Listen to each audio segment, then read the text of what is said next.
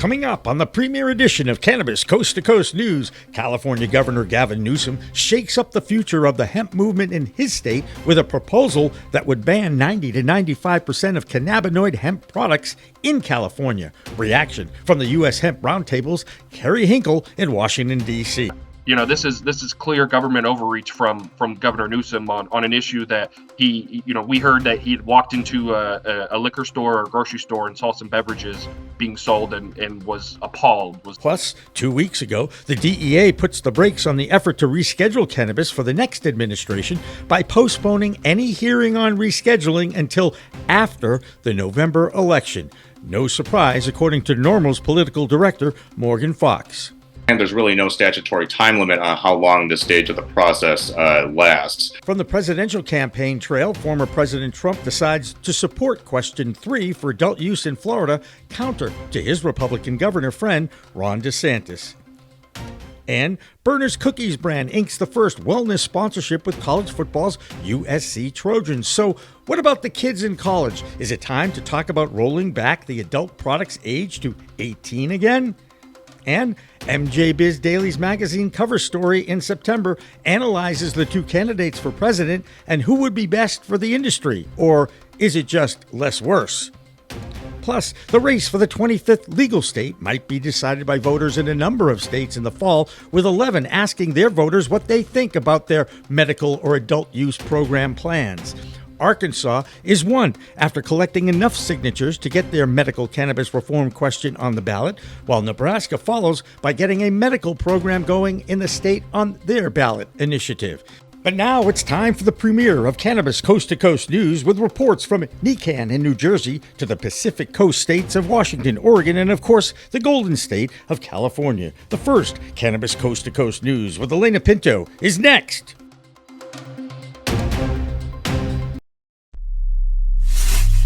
We are Pro Cannabis Media.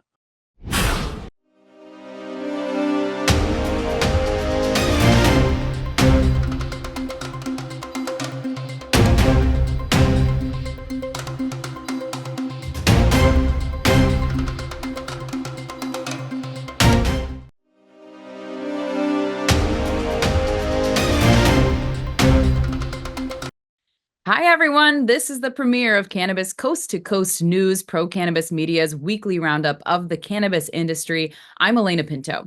We start with the Fourth Circuit federal court decision over the definition of hemp-derived products. The federal court in Richmond, Virginia, handed down a ruling on a North Carolina lawsuit by an employee who had lost her job for testing positive for THC.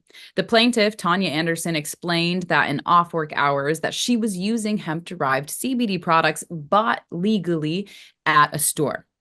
That hemp product, by the DEA's own definition, can only have 0.3% of THC tested during its dry weight.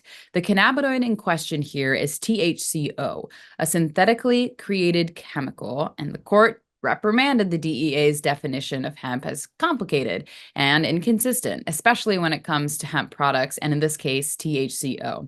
This ambiguity of what is legal or not all started with the Farm Bill of 2018. So this changes the rules again for the hemp industry, who continue to get kicked around by the feds and state governments, including California Governor Gavin Newsom, who out of the blue this week proposed the banning of all cannabinoid-derived products. Our California correspondent is Lisa Battista.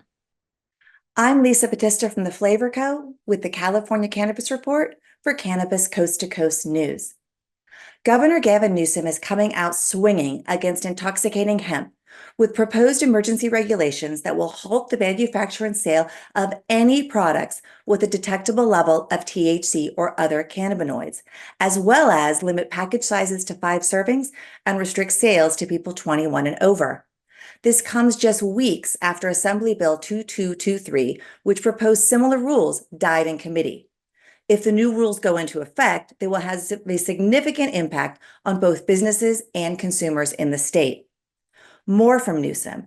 Over the past few weeks, law enforcement, in conjunction with his Unified Cannabis Enforcement Task Force, has cracked down on illegal operators in the state. Over $2.1 million of product was seized in raids in Antioch, LA County, and Contra Costa County. That total of $2 million plus includes over 1,300 pounds of flower, plus over 2,300 plants. On top of that, what do you think they found in these products? Mold. Not surprising with all the reports about tainted product that made it onto the shelves of both legal and illegal dispensaries in the state. Next, California State Police busted an organized robbery ring that had targeted 12 cannabis shops across 9 counties. Close to 24 arrests were made, and according to the investigators, the suspects are tied to Oakland street gangs.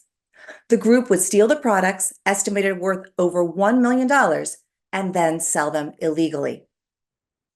Now, more recalls for West Coast Cure, who just had 5 vape pens recalled by the Department of Cannabis Control in July.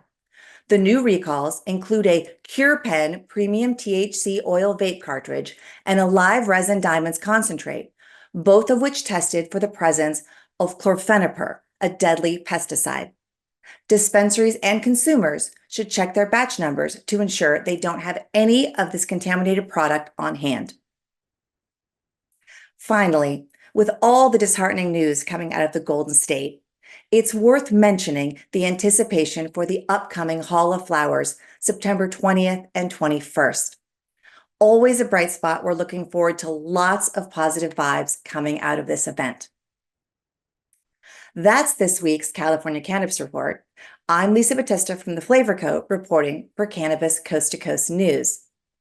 Now we turn to Jimmy Young and his interview with Kerry Hinkle from the US Hemp Roundtable for more on the shockwaves in California hemp. Thanks, Lisa. Joining me now is Kerry Hinkle at the US Hemp Roundtable. And the last time I talked to Kerry, it was right around Memorial Day. I believe it was a Friday when a representative of the U.S. House decided to throw in an amendment on the Farm Bill of 2024 that pretty much would have prohibited and ended the entire hemp industry. And here it is Friday after Labor Day, Kerry, and California Governor Gavin Newsom, decides to spring something on your state. You want to kind of give me a little background on why and how we got here? Now, this morning, Friday, September 5th, 6th, Friday, September 6th, with the Governor Newsom just released a press release saying he's going to go through emergency regulations to implement those same restrictive THC limits that the legislature didn't pass. So rather than going through the normal business of order in California, introducing a bill, passing it through both chambers, and having him sign it, now he's trying to implement it through some emergency regulations. If it goes through the Office of Administrative Law in California, then after 10 days, these become effective, and the public only has 5 days to comment after they've been posted on the website.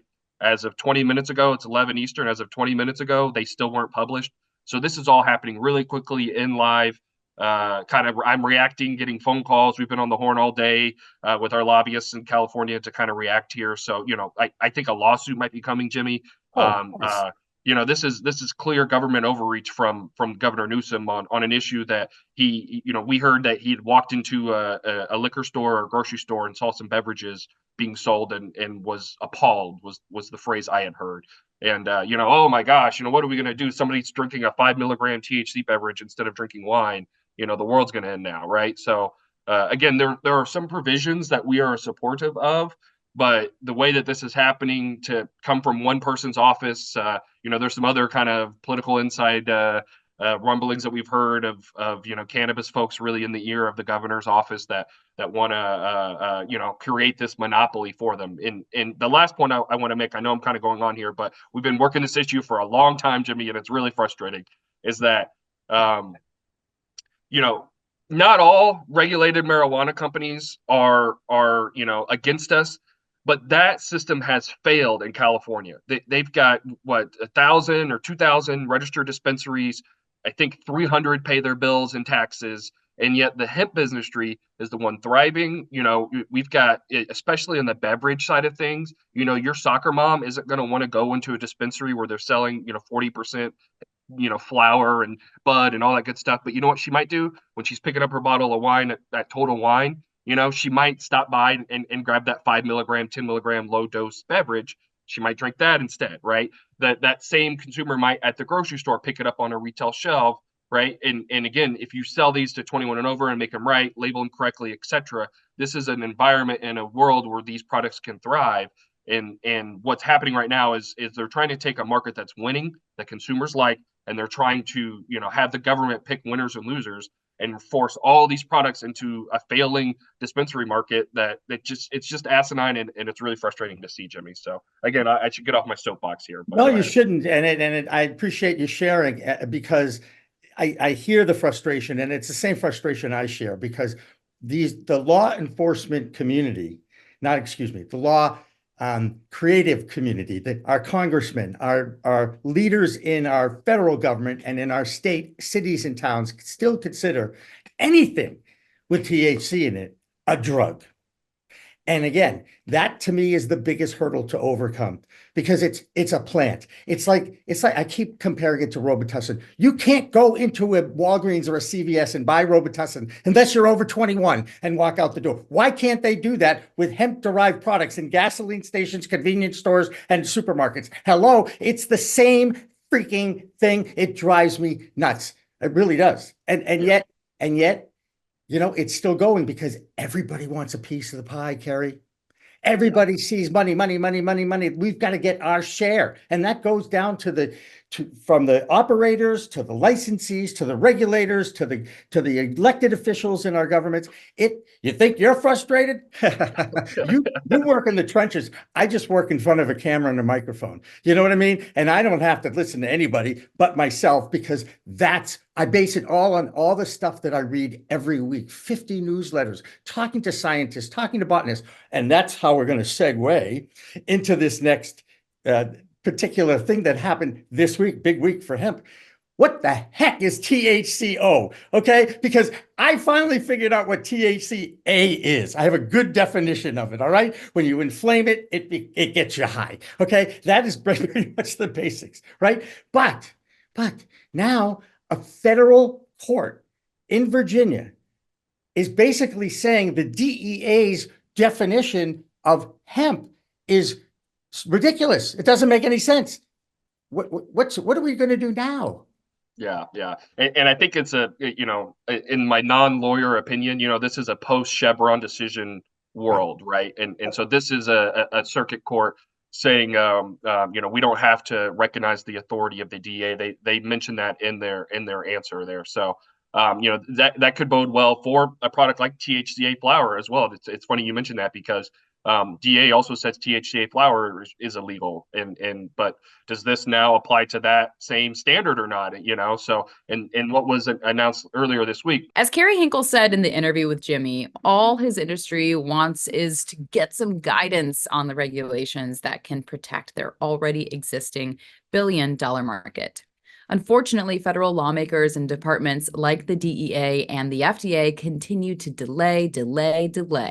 A perfect example of that came 2 weeks ago when the DEA decided to postpone a rescheduling hearing until after the presidential election in the fall. Everyone on all sides of this issue involved with the cannabis sativa plant want more regulations and guidance. That is still confusing 6 years, though, after the passing of 2018 Farm Bill. All agree they want to put a stop to the proliferation of untested products available to young people at unlicensed convenience stores, gas stations, and smoke shops. Right now, that problem has subsided a bit in Ohio with the opening of adult use sales 25 days ago. That new state has now reached over $44 million in sales at a rate of $1.69 million a day. Certainly, by now, they have eclipsed over $50 million in sales, and yet are still a few million shy of the 71 million sales in 1 month in Missouri's first month. Of course, with Ohio coming out of the gate with over 100 dispensaries selling out of their existing medical dispensaries, it gave that state a great start. With more from Ohio, here's our new correspondent from the Buckeye State, Christina Brisson. The Ohio Report is sponsored by Yellow Labs, available at 40 dispensaries in Ohio. You can find out more at betterwaystothc.com. In Loveland, Ohio, Emily and Mark seek to deepen their bond through intimacy. They turn to Yellow Labs Rose Oil Massage Cream with delivery technology, promising enhanced pleasure and connection. The cream ignites increased sensitivity and arousal as they apply it, kindling a shared passion. Excited by its effects, they find joy in shared closeness and moments of unity.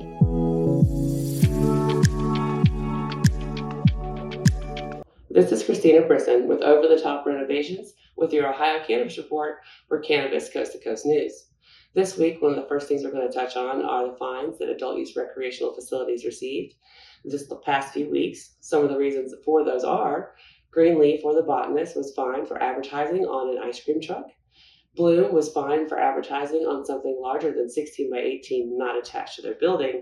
And then Green Thumb was fined for emailing their already existing medical patients that adult use sales would be available 2 months earlier than they actually went into effect. Then we'll touch on the cannabis sales for the week. We started our first week at $11.5 million, and we've wrapped up our third week at $10.5 million. Still going strong with those Ohio cannabis sales.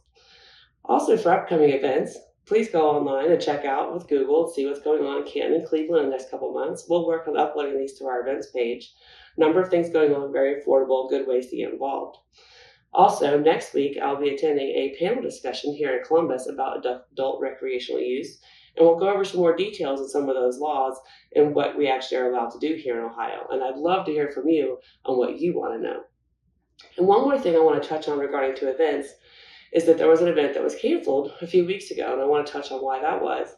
That was for CannaFest Ohio. The Summit Agricultural Society, per their website, represented a breach of contract by saying they own the land when they actually didn't. So now the whole festival was canceled, and all that work went under the drain. That is your Ohio State Cannabis Report, and I am Christina Brisson with Over the Top Renovations, and this is Cannabis Coast to Coast News. The Ohio Cannabis Report is supported by Yellow Labs and BetterWaysToTHC.com. Search for Yellow Labs near me and find one of 40 dispensaries in Ohio carrying these amazing mists and creams. A rather ugly incident in Texas last week serves as a great example of the gray area in the legal definition of hemp that the public has embraced since the 2018 Farm Bill. The problem, of course, has been twofold. One side is when infused in edibles and made to look like candy, it's getting in the hands of young people under the age of 21. On top of that issue is that it's untested and available in gas stations, convenience stores, and smoke shops. One state that has embraced the hemp-derived cannabinoid is Texas. Cities have taken decriminalization into their own jurisdictions to bypassing state laws. A week ago, local Texas law enforcement combined with federal DEA officers raided an operation in Allen, Texas, just north of Dallas. And that's where Lisa Williams lives and embraces the Texas culture. I'm Lisa Williams with the Toke Agency, bringing you the Texas Cannabis Report for Cannabis Coast to Coast News. This week, we are heading to Allen, Texas, where the only thing higher than the temperature is the THC levels in some of the local vape shops.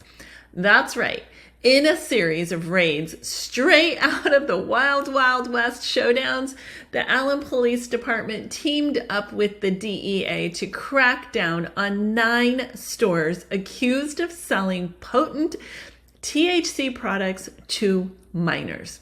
Apparently, some of those products tested anywhere from 7% to 78% THC. I'm no scientist, but 78% sounds like it would make you higher than a kite in a Texas tornado. Now, Allen's vape shops and CBD shops have already been warned back in May.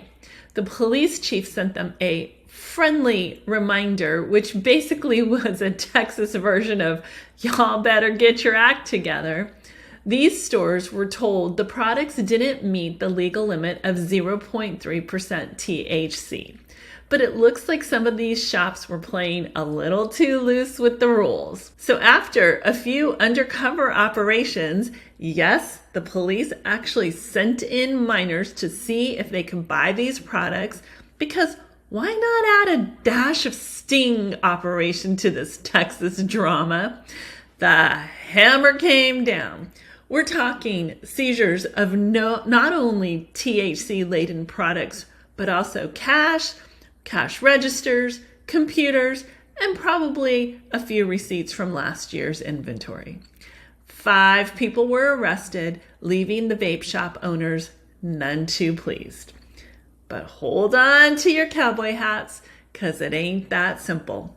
These shops are firing back with some legal heat of their own, claiming they've been playing by the rules all along.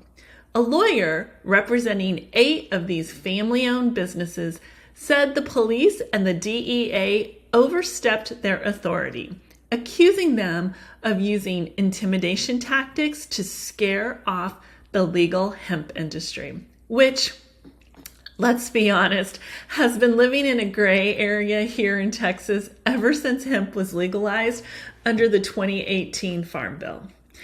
And speaking of hemp, this whole saga is just the latest chapter in Texas's ongoing THC soap opera. Remember, Delta 8 THC, the stuff that's technically legal but feels pretty close to the real deal, was almost banned in Texas, but this lawyer won a court case last year to keep it on the shelves. So what's next? The police say they're going to keep the pressure on the shops selling non-compliant products while the hemp shops are fighting tooth and nail to prove they're innocent. Y'all, it's hotter than a Texas barbecue out there. Stay tuned for more updates as this legal rodeo continues. I'm Lisa Williams with the Toke Agency, bringing you the Texas Cannabis Report for Cannabis Coast to Coast News. That'll do it for the A block of Cannabis Coast to Coast News. A reminder that if you want easy access to our news show every week, the easiest way is to download our free app, PCM TV. It's now available on the App Store and Google Play.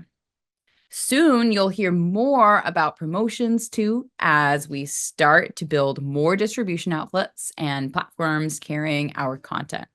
When we come back, Virginia's Joe Parsons talks with 3 people on FM radio in his state who host a pro cannabis radio show. Plus, later, we have some highlights and flashbacks from PCM founder Jimmy Young's live birthday stream from the THC Golf Open. Cannabis Coast to Coast News continues after this.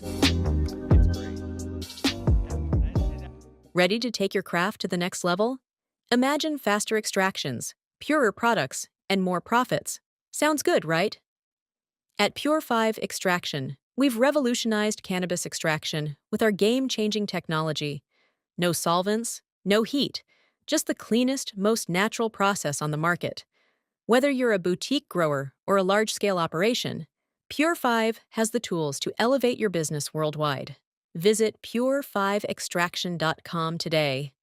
Pure 5 Extraction, because your plants deserve the best.